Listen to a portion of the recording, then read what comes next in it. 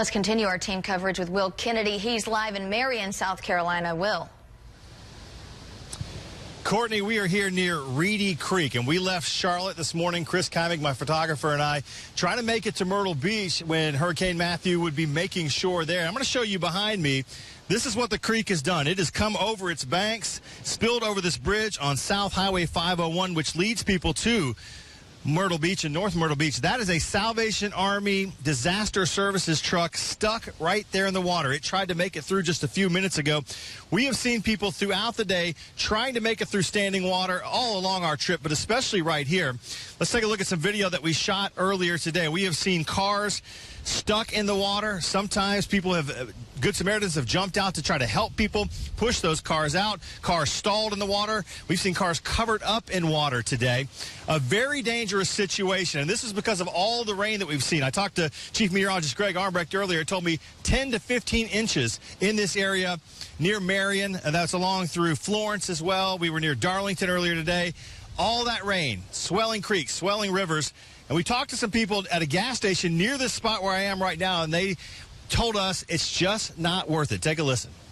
That's insane. You know, they're putting their lives in jeopardy. They're going to be putting the first responders' lives in jeopardy to go pull them out. Don't try to cross it. Simple enough. You know, you got to be smart about it. It was pretty hairy a little bit, especially with the water coming across the road. And it just, you know, it wasn't safe, so I said it. And then plus, too, it shut my truck down, too, as well, so I had to go ahead and pull it on over. We have seen winds 60 to 70 miles an hour. Take a look at this video. A piece of metal siding off the top of a gas station hits a guy as Chris was shooting that video. Fortunately, he was all right, but that could have been a totally different situation. We have seen in the town of Marion nearby trees into houses. The tree that was on this house, I went in and talked to the couple. They didn't want to be on camera, but they told me they were all okay inside the house. A couple that's lived there for 30 years, they say this is as bad as it's been since Hugo, and everybody remembers that. This car behind me, this Mazda, tried to drive through this water just a few minutes ago. It got stuck. It is stalled out. Lots of people are having to wait on wrecker services that can't get to them.